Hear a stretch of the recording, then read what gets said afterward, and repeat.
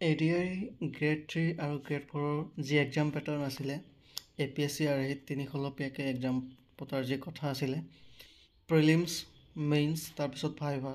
এই 3 খলপীয়াকৈ এক্সাম পতাৰ কথা আছিলে APSC আৰ্হিত কিন্তু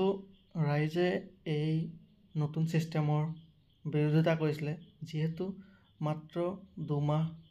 সময় আছে পৰীক্ষালৈ এই সময়ছোৱাত হঠাৎ নতুন ছিষ্টেম এটা প্ৰৱৰ্তন কৰি পেলাই পৰীক্ষা অনুষ্ঠিত কৰাৰ ফলত শিক্ষাৰ্থীসকলৰ মাজত বিভিন্ন ধৰণৰ সমস্যাৰ সৃষ্টি হ'ব পাৰে বুলি বহুতেই ইয়াৰ বিৰোধিতা কৰিছে যে এনেধৰণে APSC আৰ্হিত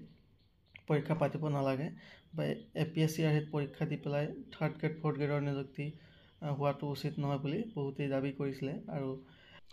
মুখ্যমন্ত্ৰীকো অৱগত কৰিছিলে বহুতেই আৰু মুখ্যমন্ত্ৰীয়ে কথাটো ভাবি পেলাই ইয়াৰ সহমতত উপনীত হৈ পেলাই তেখেতে এই 2 মাহ থকা অৱস্থাত নতুন আৰ্হিত 3rd গ্ৰেড 4th গ্ৰেডৰ এক্সাম অনুষ্ঠিত কৰাৰ নিয়মটো বাতিল কৰে পুৰণা নিয়ম অনুসৰি আগৰ নিচিনাকৈ এই 3rd গ্ৰেড 4th গ্ৰেডৰ নিযুক্তি সম্পন্ন কৰা হ'ব বুলি তেখেতে ঘোষণা কৰে গতিকে মুখ্যমন্ত্ৰী মহোদয়ে এতিয়া এই ADI গ্ৰেড 3 আৰু গ্ৰেড 4ৰ নিযুক্তি সন্দৰ্ভত এই নতুন নিয়ম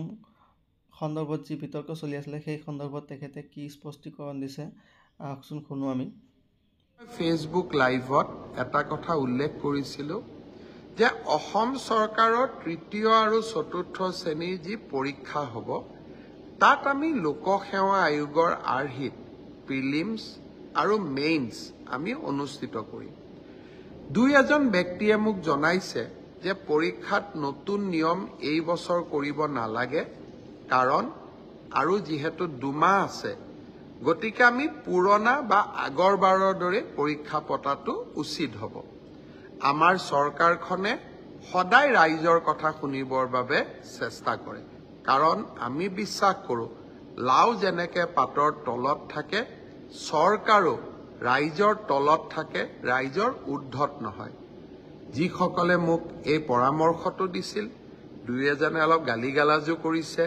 আৰু কিছুমানে ভালকৈ পৰামৰ্শটো দিছে গালিগালাজ কৰা সকলকো মোৰ মৰম জনাইছোঁ আৰু ভালকৈ কোৱা সকলকো মোৰ সন্মান জনাইছোঁ আপোনালোকৰ পৰামৰ্শ অহা 2-3 দিনত আমি বিবেচনা কৰিম আৰু যিহেতু পৰামৰ্শটোত মেৰিট আছে যে হয় 2 মাহ থাকোঁতে পৰীক্ষাৰ পেটাৰ্ণ এটা সলনি কৰিব নালাগে বিষয়টো আমি ডেফিনেটলি আমি বিবেচনা কৰি অহা 2-3 দিনতে আপোনালোকক ইয়াৰ সিদ্ধান্তৰ বিষয়ে মই অৱগত কৰিম